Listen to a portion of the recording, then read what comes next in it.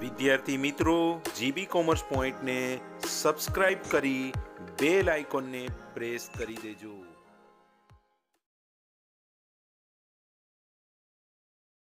હાલો વિદ્યાર્થી મિત્રો, હું બેહરુની સર જીબી કોમર્સ પોઈન્ટમાં આપનું હાર્દિક સ્વાગત કરું છું. વિદ્યાર્થી મિત્રો, આજે આપણે ધોરણ 11 આંકડાશાસ્ત્ર વિષયમાં એનો ત્રીજો ચેપ્ટર મધ્યવર્તી સ્થિતિના માપનો અભ્યાસ કરવાના છીએ. સૌપ્રથમ આપણે એ જોઈએ કે મધ્યવર્તી સ્થિતિ એટલે શું. તો વિદ્યાર્થી મિત્રો, સંખ્યાત્મક માહિતીમાં ચલની કિંમતો કોઈ વિશિષ્ટ કેન્દ્રીય કિંમતની આસપાસ સંકલિત થાય છે તો માહિતીના આ લક્ષણને મધ્યવર્તી સ્થિતિ કહે છે. તમને આંકડાકીય માહિતી આપી હોય 8-10 અને વચ્ચેની સ્થિતિ શું છે અને કઈ કિંમતની આજુબાજુ એ બધી જ કિંમતો પથરાયેલી છે એ બાબતને મધ્યવર્તી સ્થિતિ કહે છે. અને એના આધારે મધ્યવર્તી સ્થિતિનું માપ, જે કેન્દ્રીય કિંમતની આસપાસ ચલની કિંમતો સંકલિત થાય છે તે કિંમતને મધ્યવર્તી સ્થિતિનું માપ કહે છે. એક ઉદાહરણ દ્વારા વિદ્યાર્થી મિત્રો સમજીએ શા માટે મધ્યવર્તી સ્થિતિનું માપ ગાણિતિક દ્રષ્ટિએ અને આપણા રૂટીન લાઈફમાં પણ એનો ઉપયોગ ખૂબ જ વધુ પ્રમાણમાં છે. વિદ્યાર્થી મિત્રો, એક ઉદાહરણ લઈએ. તમે ધોરણ 10માં પાસ થઈ ગયા છો. જ્યારે તમને ધોરણ 10માં પાસ થયા હશો ત્યારે તમને કોઈ વ્યક્તિ પૂછે કે પાસ થયા, નાપાસ થયા અને શું રિઝલ્ટ આવ્યું, તો તમે શું કહેશો? આ રીતે કહેશો કે વિજ્ઞાનમાં 60, ગણિતમાં 70, ગુજરાતીમાં 70, પછી સામાજિક વિજ્ઞાનમાં 65, આ રીતે કહેશો? ના, તમે આ રીતે નથી કહેતા. તમે શું કહો છો? 65% આવ્યા, 70% આવ્યા, 75% આવ્યા. તો પ્રથમ રીતમાં આપણે દરેક વિષયના માર્ક્સ બોલીએ છીએ. તો સામેવાળા વ્યક્તિ જે છે એને દરેક વિષયના માર્ક્સ સાંભળી અને એનું આકલન કરી શકતો નથી કે તમે પાસ તો થયા છો પણ તમે તમારી સ્થિતિ કઈ છે. પરંતુ જેવું તમે જવાબ ટકાવારીમાં આપો છો તો સામેવાળો વ્યક્તિ છે એ તમારી સ્થિતિ પાસ થવાની જે છે એ આંકલન એનું કરી લે છે.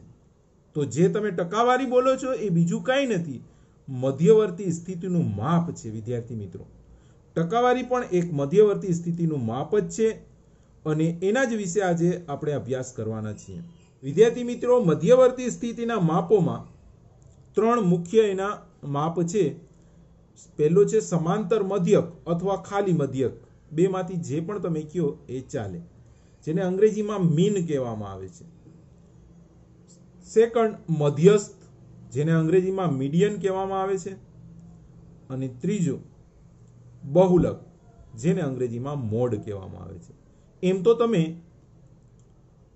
ધોરણ 10માં આ ત્રણેય વસ્તુ શીખી જ ગયા છો, પરંતુ એનું પુનરાવર્તન અને થોડુંક વિસ્તારપૂર્વક ધોરણ 11માં આપણે અભ્યાસ કરીશું. સૌપ્રથમ એનો પ્રકાર લઈએ સમાંતર મધ્યક અથવા મધ્યક, જેને અંગ્રેજીમાં મીન કહેવાય છે. એના મુખ્ય 4 પ્રકારો છે. પહેલું મધ્યક, બીજું મિશ્ર મધ્યક, ત્રીજું ભારિત મધ્યક અને ચોથું ગુણોત્તર મધ્યક. તો વિદ્યાર્થી મિત્રો, આ 4 પ્રકારમાંથી આજે આપણે મધ્યકની ચર્ચા કરવાના છીએ અને મધ્યકના દાખલા કેવી રીતે ગણવા એનો અભ્યાસ આપણે કરશું. તો સૌપ્રથમ એ સમજી લઈએ કે મધ્યક કોને કહેવાય. એની જે વ્યાખ્યા અને અર્થ છે એ જ ગણતરી કેવી રીતે કરવી એ સૂચવે છે. આપેલી માહિતીના અવલોકનોનો સરવાળો કરી તેને અવલોકનોની કુલ સંખ્યા વડે ભાંગવાથી જે કિંમત મળે તેને મધ્યક કહેવાય. એટલે કુલ જે અવલોકનો આપ્યા છે એ બધા જ અવલોકનોનો સરવાળો કરી અને કુલ સંખ્યા વડે ભાંગી નાખવાનું તો આપણને મધ્યક મળે છે, જેને સંકેતમાં આ રીતે અને બોલાય છે x બાર વડે દર્શાવવામાં આવે છે. હવે વિદ્યાર્થી મિત્રો, આપણે મધ્યકના સૂત્રો જોઈએ. મધ્યકના સૂત્રોમાં આપણને ખ્યાલ છે કે સંખ્યાત્મક માહિતીના મુખ્ય બે પ્રકાર છે. વર્ગીકરણના મુખ્ય બે પ્રકાર છે, અવર્ગીકૃત માહિતી અને વર્ગીકૃત માહિતી. જ્યારે અવર્ગીકૃત માહિતી હશે ત્યારે એનો સૂત્ર થશે x બાર બરાબર સિગ્મા x ના છેદમાં n. સિગ્મા x એટલે અવલોકનોનો સરવાળો અને n એટલે અવલોકનોની સંખ્યા. હવે જ્યારે વર્ગીકૃત માહિતી હોય તો વિદ્યાર્થી મિત્રો તમને ખ્યાલ છે જ કે વર્ગીકૃત માહિતી જે છે એ બે પ્રકારે હોય છે, એક અસતત આવૃત્તિ વિતરણ અને સતત આવૃત્તિ વિતરણ. બંનેમાં સૂત્રો સરખા જ થશે. x બાર બરાબર સિગ્મા fx ના છેદમાં n અને સતત આવૃત્તિ વિતરણમાં પણ એ જ સૂત્ર x બાર બરાબર સિગ્મા fx ના છેદમાં n, પરંતુ બંનેની ગણતરીમાં થોડોક તફાવત આવશે, જે જ્યારે આપણે ઉદાહરણ કરશું ત્યારે એ વસ્તુને આપણે સમજશું. તો હવે સૌપ્રથમ અવર્ગીકૃત માહિતીના ઉદાહરણ કરીએ અને પછી વર્ગીકૃતના કરશું. ઉદાહરણ 2 જે પેજ નંબર 70 ઉપર આવેલ છે એની રકમ વાંચીએ અને પછી આપણે દાખલો ગણશું. એક જિલ્લામાં 10 જુદા જુદા સ્થળો પર થયેલો વરસાદ, કૌંસમાં લખ્યું છે મિલીમીટરમાં, નીચે પ્રમાણે નોંધવામાં આવેલ છે. આ અવલોકનો છે 126, 110, 91, 115, 112, 80, 101, 93, 97 અને 113. ટોટલ 10 છે. વરસાદનો મધ્યક શોધો. હવે જે 10 ઉપર કીધું છે ને એક જિલ્લામાં 10 છે એ આપણું n છે. n એટલે અવલોકનોની સંખ્યા અને આ અવલોકનો આપ્યા છે. તો વિદ્યાર્થી મિત્રો આપણે દાખલો કઈ રીતે કરવાનો, તો કે પહેલા સૌપ્રથમ અવલોકનોનો સરવાળો કરશું. x એટલે અવલોકનો, x બરાબર 126 plus 110 plus 91 plus 115 plus 112 plus 80 plus 101 plus 93 plus 97 અને પ્લસ 113. આ 10 અવલોકનો છે, એનો આપણે સરવાળો કરતા એનું ટોટલ થશે 1038. તો સિગ્મા x આપણને મળી ગયું, એટલે કે જે અવલોકનો છે x, બધા જ જે અવલોકનો હતા એને x કહેવાય, અને એનો સરવાળો એટલે સિગ્મા x 1038 આવ્યું. હવે સૂત્રમાં રકમ મૂકી દઈએ, કારણ કે સૂત્રમાં બે જ વસ્તુ જોઈએ, સિગ્મા x અને છેદમાં n. તો સિગ્મા x પણ મળી ગયું ને n દાખલામાં હતું જ. તો x બાર બરાબર સિગ્મા x ના છેદમાં n, પહેલા સૂત્ર લખાય, હવે એમાં રકમ મૂકીએ. સિગ્મા x છે 1038 અને n છે 10. તો આપણો જવાબ આવશે x બાર બરાબર 103.8. ઉદાહરણ 3 લઈએ વિદ્યાર્થી મિત્રો, પાઠ્યપુસ્તકમાંનું ઉદાહરણ 3. એ પણ અવર્ગીકૃત માહિતીનું જ ઉદાહરણ છે. પહેલા આપણે રકમ વાંચીએ અને પછી દાખલો ગણશું. 20 વ્યક્તિઓના જૂથમાં તેમના વજનનો મધ્યક 55 કિલોગ્રામ મેળવવામાં આવ્યો હતો. ત્યારબાદ માલુમ પડ્યું કે તે પૈકી એકે તેણીનું વજન 45 કિલોગ્રામ નોંધાવ્યું હતું, જે ખરેખર 54 કિલોગ્રામ હતું. તેમના વજનનો સાચો મધ્યક શોધો. વિદ્યાર્થી મિત્રો, આમાં આપણે સાચો મધ્યક શોધવાનો છે. જે આપણને માહિતી આપી છે એ જે મધ્યક છે એ ખોટો મધ્યક છે, એટલે જ સાચો મધ્યક શોધવો પડે. હવે પહેલા સૌપ્રથમ કીધું છે 20 વ્યક્તિઓના જૂથમાં, તો 20 વ્યક્તિઓ જે સંખ્યા છે એ આપણું n છે. આપણે અહીંયા રાઉન્ડ બે બીજા મેં કર્યા છે, એમાં જે અહીંયા રાઉન્ડ કરી અને ચોકડી મેં કરી છે એ ખરેખર ખોટો વજન લેવાઈ ગયો, જે આપણે માઇનસ કરશું સિગ્મા x માંથી, અને ખરેખર જે સાચો છે 54 એ આપણે સિગ્મા x માં પ્લસ કરશું. તો વિદ્યાર્થી મિત્રો, સૌપ્રથમ આપણે સૂત્રમાં રકમ મૂકીએ. સૂત્ર આપણું હોય છે x બાર ના છેદમાં સિગ્મા x ના છેદમાં n. આ ત્રણ વસ્તુ હોય છે x બારમાં. જો ત્રણમાંથી કોઈ બે વસ્તુ હોય તો ત્રીજી મળી જ જાય. અહીંયા આપણને x બાર અને n આપેલા છે, એના આધારે આપણે સિગ્મા x શોધવું પડશે અને પછી આગળની ગણતરી થશે. તો x બાર આપણને આપ્યું છે 55, સિગ્મા એક્સ શોધવાનો છે અને n છે 20. હવે સિગ્મા એક્સ આપણને મેળવવાનું છે એટલે 20 ને બરાબરની ઓલી બાજુ આપણે લઈ જઈએ તો 55 અને 20 નો ગુણાકાર થશે એટલે સિગ્મા એક્સ બરાબર 20 અને 55 નો ગુણાકાર, 20 ગુણ્યા 55 બરાબર 1100. તો સિગ્મા એક્સ આપણને 1100 મળ્યા. પણ વિદ્યાર્થી મિત્રો, આ સિગ્મા એક્સ માં ભૂલ છે, કારણ કે જે માહિતી આપણને દાખલામાં આપી છે એના આધારે આપણે કહી શકીએ કે સિગ્મા એક્સ માં ભૂલ છે. તો એને ભૂલને સુધારવી પડશે. કઈ રીતે સુધારશું? તો સાચો સિગ્મા એક્સ બરાબર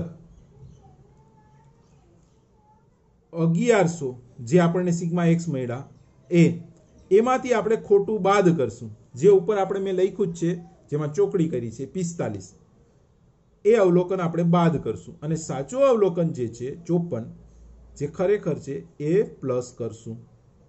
તો આપણને મળશે સાચો સિગ્મા એક્સ, અને સાચો સિગ્મા એક્સ આપણને મળે છે 1109. હવે સિગ્મા એક્સ સાચો મળી ગયો તો એના આધારે એક્સ સાચો એક્સ બાર આપણે મેળવી જ લઈએ, કારણ કે n તો સાચો જ છે, n માં કોઈ ભૂલ છે નહીં. તો સૂત્ર પહેલા મૂકીએ, એક્સ બાર બરાબર સિગ્મા એક્સ ના છેદમાં n. એક્સ બાર તો શોધવાનો જ છે સાચો, સિગ્મા એક્સ સુધારેલો છે એ 1109 છેદમાં n 20. તો આપણને મળશે એક્સ બાર જે સાચો છે 55.45. તો આ આપણો જવાબ છે, જે સાચો મધ્યક છે. વિદ્યાર્થી મિત્રો, આપણે જે દાખલા ગણશું એ વર્ગીકૃત માહિતીના ગણશું. અત્યાર સુધી જે દાખલા આપણે ગણ્યા એ અવર્ગીકૃત માહિતીના હતા. તો સૌપ્રથમ આપણે વર્ગીકૃત માહિતીમાં અસતત આવૃત્તિ વિતરણનો દાખલો કરશું અને ત્યારબાદ સતત આવૃત્તિ વિતરણનો દાખલો કરશું. તો સૌપ્રથમ આપણે અસતત આવૃત્તિ વિતરણનો ઉદાહરણ લઈએ. પાઠ્યપુસ્તકનું ઉદાહરણ 6 જેમાં માહિતી આપેલી છે એ આ પ્રકારે છે.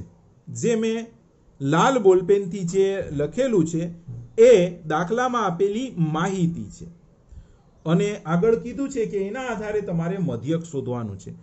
આ જે છે આવૃત્તિ વિતરણ કહેવાય અને વર્ગ નથી, માત્ર ચલ જ છે x.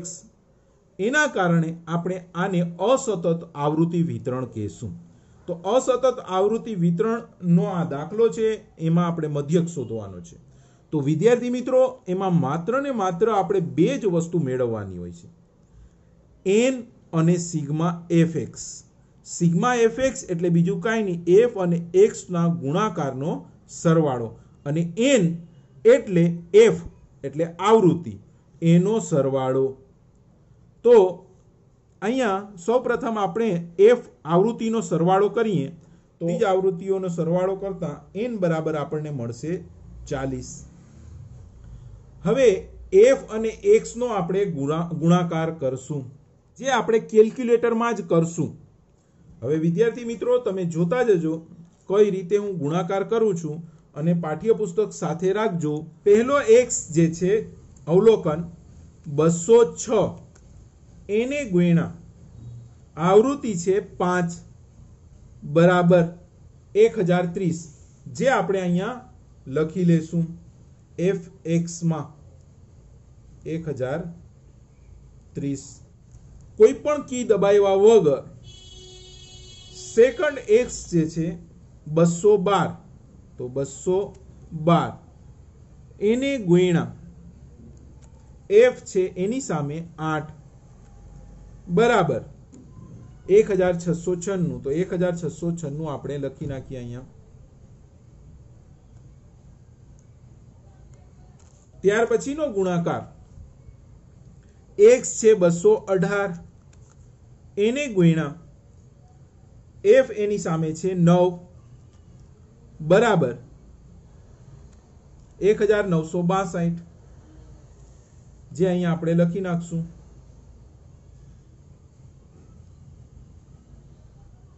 ત્યાર પછી કોઈ પણ કી દબાવ્યા વગર x 220 એને ગુણ્યા 14 બરાબર 3080. તો 3080 અહીંયા લખી નાખીએ. 220 14 ની લાઈનમાં 3080. ત્યાર પછી 224 ગુણ્યા 3. તો 224 ગુણ્યા 3 બરાબર 672. અને છેલ્લું 230 ગુણ્યા 1. 230 ગુણ્યા 1 બરાબર 230. ભલે આવડતું હોય પણ કેલ્ક્યુલેટરમાં ગુણાકાર કરવો, કારણ કે હવે જે પોઈન્ટ હું લઉં છું એ આપણા માટે મહત્વનું છે. હવે હું ડાયરેક્ટ કોઈ પણ કી દબાવ્યા વગર બધો જ ગુણાકાર થઈ ગયા પછી જીટી દબાવીશ. જીટી એટલે આપણે અત્યાર સુધીનો જે ગુણાકાર કર્યો છે એનો સરવાળો, એ આવે છે 8670. તો વિદ્યાર્થી મિત્રો, આ રીતે તમે કરશો તો ફરી વખત તમારે સરવાળો કરવાની જરૂર રહેશે નહીં. અને સાથે સાથે તમે ચેક પણ કરી શકો કે આપણે જે ગુણાકાર કર્યું છે એ સાચો જ કર્યો છે. તો આપણે ચેકની કી છે એ દબાવી એક પછી એક અને ચેક કરીએ. પહેલો છે 206 ગુણ્યા 5 બરાબર છે 200. પછી છે 212 ગુણ્યા 8, 212 ગુણ્યા 8 બરાબર છે. ત્યાર પછી 218 ગુણ્યા 9 બરાબર છે 220 ગુણ્યા 14. ત્યાર પછી 224 ગુણ્યા 3, 230 ગુણ્યા 1. તો આ બરાબર જ છે. એનો અર્થ કે આપણું ટોટલ જે છે એ એક્ઝેક્ટ જ છે, પરફેક્ટ જ છે. તો જે ટોટલ આવ્યું એને કહેવાય સિગ્મા એક્સ, fx ના ગુણાકારનો સરવાળો 8670. હવે એ વસ્તુ, બંને વસ્તુ આપણને સૂત્રમાં જે જોઈએ છે એ મળી ગઈ. તો આપણે સૂત્ર લખી અને એમાં રકમ મૂકી દઈએ. તો સૂત્ર છે x બાર બરાબર સિગ્મા fx ના છેદમાં n, અને એમાં રકમ મૂકીએ તો સિગ્મા fx છે 8670 અને n જે છે એ 40. તો 8670 ભાગ્યા 40 કરતા આપણને મળે છે જવાબ 216.75. તો વિદ્યાર્થી મિત્રો, આ આપણો દાખલો અહીંયા કમ્પ્લીટ થયો. આપણે વર્ગીકૃત માહિતીનો બીજો પ્રકાર સતત આવૃત્તિ વિતરણનો દાખલો કરવાના છીએ. પાઠ્યપુસ્તકનો ઉદાહરણ 7 એ આપણે કરશું. પાઠ્યપુસ્તકનો ઉદાહરણ 7માં આપણને જે માહિતી આપી છે એ મેં લાલ બોલપેનથી અહીંયા લખી નાખી છે. આવક જે વર્ગો છે એ છે, અને મજૂરોની સંખ્યા જે f કહેવાય. પ્રથમ જે આપ્યું હોય વર્ગ જે હોય એ વર્ગ હોય, અને એની સાથે જે આપી હોય વસ્તુ સેકન્ડ એ f કહેવાય, આવૃત્તિ જેને આપણે કહીએ છીએ. તો એ બંને વસ્તુ આપણને આપેલી છે. એના આધારે આપણે મધ્યક શોધવાનું કીધું છે દાખલામાં.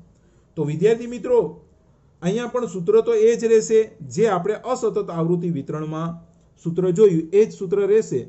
તો આ દાખલામાં પણ આપણને બે વસ્તુ જોશે સૂત્રના આધારે, એક n અને બીજું સિગ્મા fx. તો આવૃત્તિનો સરવાળો એટલે આપણે n મળી જશે. તો આપણને n જે છે અહીંયા મળે છે આવૃત્તિનો સરવાળો કરતા 80. હવે અહીંયા અસતત આવૃત્તિ વિતરણ કરતા એક સ્ટેપ વધી જશે.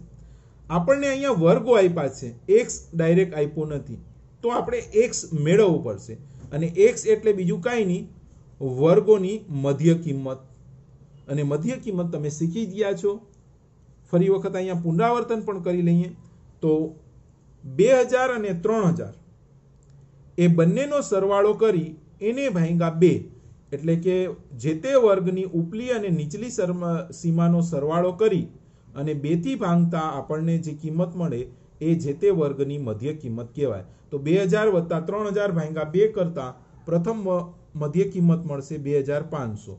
એવી જ રીતે 3000 વત્તા 4000 ભાગ્યા 2 કરતા મધ્ય કિંમત મળશે 3500. હવે વિદ્યાર્થી મિત્રો, દરેક વર્ગની વર્ગ લંબાઈ સરખી જ છે.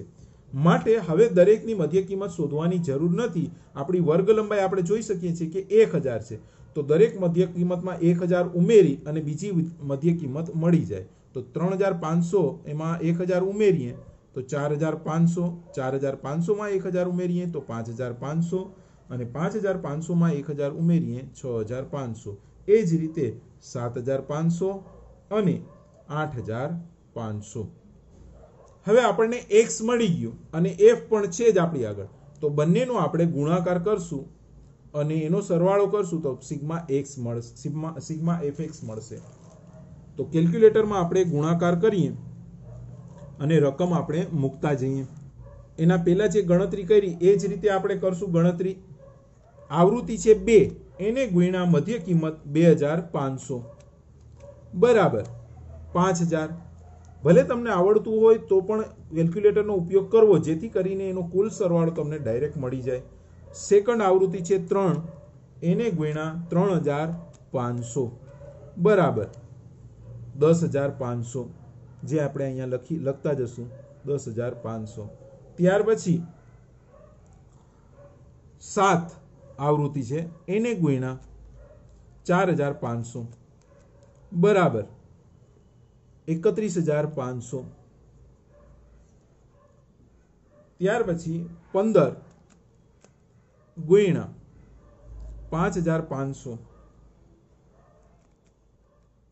બરાબર 82500.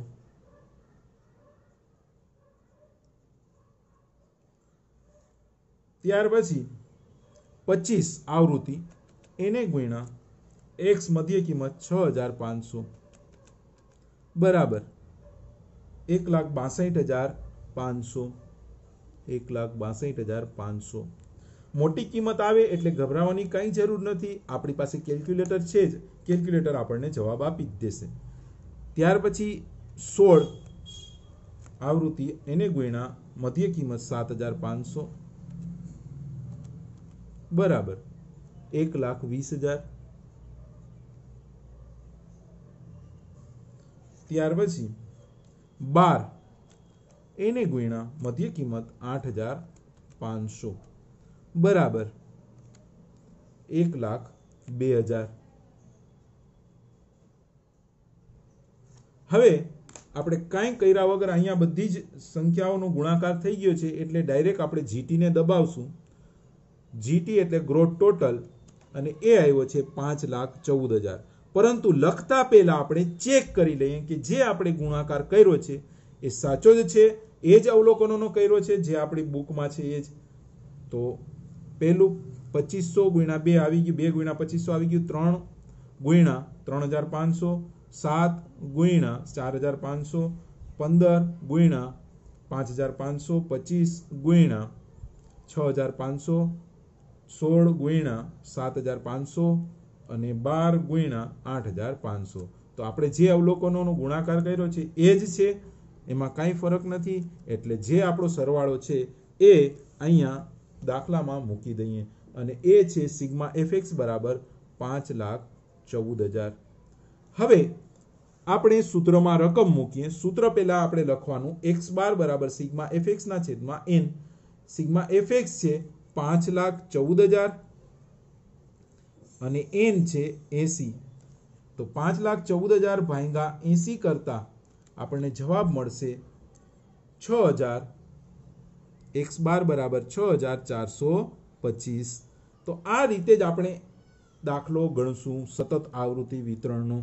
વિદ્યાર્થી મિત્રો, આપણે બીજી રીતથી દાખલો ગણવાના નથી. એક રીત રાખશું તો તમને સરળતા રહેશે. તો ઉદાહરણ 8 કરીએ. ઉદાહરણ 8માં જે માહિતી આપી છે એ તમારી સમક્ષ અહીંયા લાલ બોલપેનથી મેં લખેલી જ છે.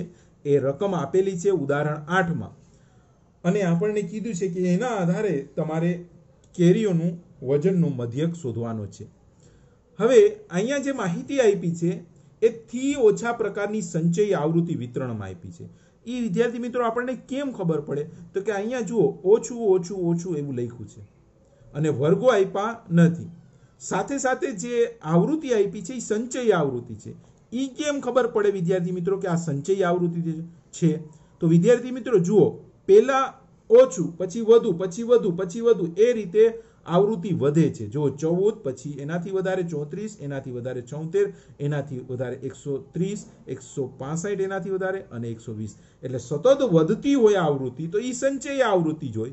તો આ સંચય આવૃત્તિ આવી છે. તો આપણને જે અત્યારે માહિતી આપી છે થી ઓછા પ્રકારની સંચય આવૃત્તિ વિતરણમાં છે. આપણે સૌપ્રથમ એને મૂળ આવૃત્તિમાં ફેરવવું પડશે અને ત્યારબાદ આપણે જે રીતે એના પહેલાનો દાખલો સતત આવૃત્તિ વિતરણનો કર્યો એ પ્રમાણે જ કરશું. તો સૌપ્રથમ આપણે થી ઓછા પ્રકારની સંચય આવૃત્તિને મૂળ આવૃત્તિ વિતરણમાં ફેરવીએ. તો અહીંયા સૌપ્રથમ જુઓ, પેલું જે વર્ગની જગ્યાએ છે એ 420 થી ઓછું છે, ત્યાર પછી છે 430 થી ઓછું, પછી દરેકમાં 10-10 ઉમેરીને થી ઓછું લખેલું છે. તો 10-10 વધારી અને થી ઓછું લખેલું છે, એનો અર્થ થાય છે કે 10 જે છે એ વર્ગ લંબાઈ છે. પહેલો સ્ટેપ જે છે એ અહીંયા 420 જે છે એની પાછળ એક સ્ટેપ વધી જવાનું, વર્ગ લંબાઈ 10 એમાં બાદ કરીને. તો 420 માંથી આપણે 10 વર્ગ લંબાઈ બાદ કરીએ તો આપણને મળશે 410. એટલે પહેલા સ્ટેપમાં ખાસ આ રીતે કરવાનું, એક સ્ટેપ પાછળ વયું જવાનું, જે વર્ગ લંબાઈ હોય એ બાદ કરીને. તો 410 મળ્યા. તો 410 અને અહીંયા જે છે રકમ એ જ અહીંયા લખી દેવાનું 420, કારણ કે વર્ગ લંબાઈ કેટલી છે 10. તો 410 વત્તા 10 એટલે 420, જે અહીંયા હોય એ જ. હવે આપણને વર્ગ લંબાઈ ખબર જ છે 10 છે, તો નિવારક આવૃત્તિ વિતરણ જ હોય થી ઓછા પ્રકારની સંચય આવૃત્તિ વિતરણમાં. તો હવે આપણને એના આધારે બીજા વર્ગો મળી જ જશે. તો 420 પહેલા અહીંયા મૂકી અને 10 વર્ગ લંબાઈ એમાં ઉમેરીએ એટલે 430. એ જ રીતે 430 લઈ અને 10 વર્ગ લંબાઈ ઉમેરીએ એટલે 440. આગળ એ જ રીતે 440 એમાં 10 વર્ગ લંબાઈ ઉમેરીએ એટલે 450.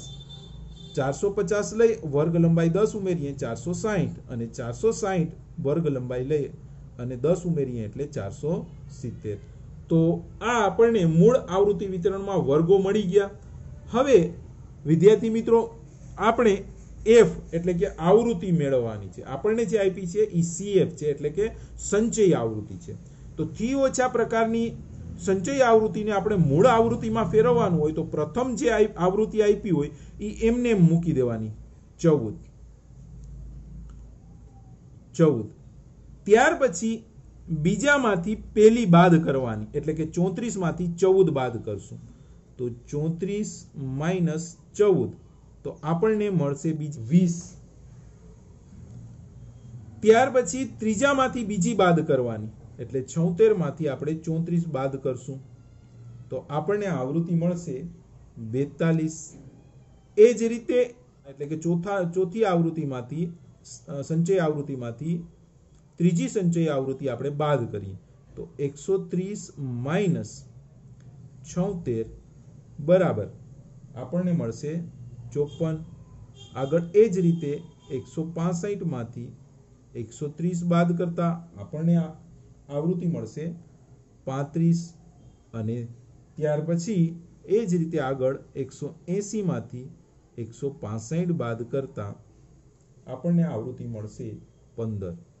અને એનો સરવાળો આપણને 180 છે, છેલ્લી આપણી સંચય આવૃત્તિ હોય એના જેટલો થઈ જ જવો જોઈએ, જેથી કરીને આપણને ખ્યાલ આવે કે જે આપણે ગણતરી કરી છે એ સાચી જ છે ને એ પ્રમાણે આપણો સરવાળો થઈ જ જાય છે.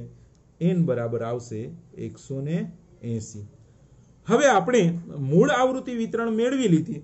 તો હવે f તો મળી ગયું, આપણને x એટલે વર્ગોની મધ્ય કિંમત આપણે મેળવવાની છે. તો વર્ગોની મધ્ય કિંમત એટલે બીજું કાંઈ નહીં, દરેક વર્ગની નીચલી અને ઉપલી સીમાનો સરવાળો એને ભાગ્યા 2, એટલે 410 વત્તા 420 ભાગ્યા 2 કરતા આપણને મળશે 415. એ જ રીતે હવે વર્ગ લંબાઈ સરખી જ છે, આપણને ખ્યાલ છે.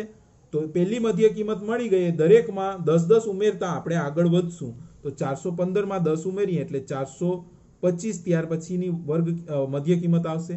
425 માં 10 ઉમેરીએ તો ત્યાર પછીની મધ્ય કિંમત આવશે 435. એ જ રીતે 10 ઉમેરતા 445 અને 445 માં 10 ઉમેરતા 455. અને ત્યાર પછી 10 ઉમેરતા 465 આપણે વર્ગની મધ્ય કિંમત મળશે. હવે f અને x બંને મળી ગયા એટલે બંનેનું આપણે ગુણાકાર કરશું. જે અગાઉ આપણે કેલ્ક્યુલેટરમાં કર્યું હતું એ જ રીતે આપણે કરશું અને સાથે સાથે આપણે અહીંયા રકમ મૂકતા જશું. તો પહેલો ગુણાકાર છે 14 આવૃત્તિ એને ગુણ્યા x છે 415 બરાબર 5810. સેકન્ડ આવૃત્તિ છે 20 એને ગુણ્યા 425 x મધ્ય કિંમત બરાબર 8500 જે અહીંયા લખી લઈએ છીએ આપણે. ત્યાર પછી f આવૃત્તિ છે 42 એને ગુણ્યા 435 બરાબર આ 18270. અને ત્યાર પછીની આવૃત્તિ છે 54 એને ગુણ્યા મધ્ય કિંમત છે એની લાઈનમાં 445 બરાબર 24030. ત્યાર પછી 35 એને ગુણ્યા 455 બરાબર 15925. અને ત્યાર પછીની આવૃત્તિ છે 15 એને ગુણ્યા મધ્ય કિંમત છે એની 465 બરાબર 6975.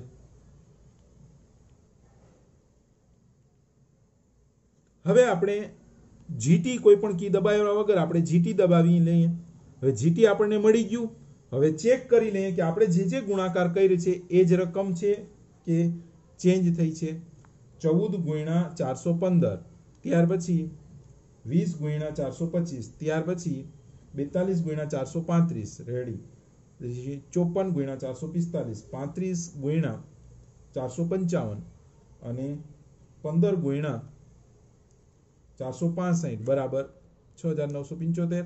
અને ટોટલ આપણું એટલે કે જે ગુણાકાર કર્યું છે એ જ કિંમતો છે આપણી પાસે એટલે ટોટલ આપણું સાચું જ છે અને એ છે 79510 જે આપણો સિગ્મા fx થશે.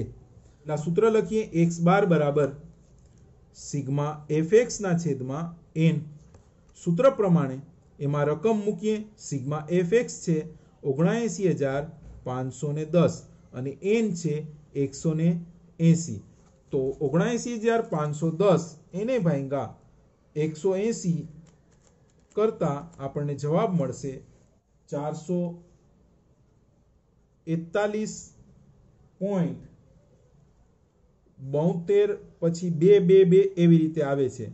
તો પોઈન્ટ પછી નો ત્રીજો અંક જો 5 કે 5 થી વધુ હોય તો અહીંયા 1 ઉમેરવાનું રહે, પરંતુ પોઈન્ટ પછી ત્રીજો અંક અહીંયા 2 રહે છે માટે આપણે 441.72 જ રાખશું.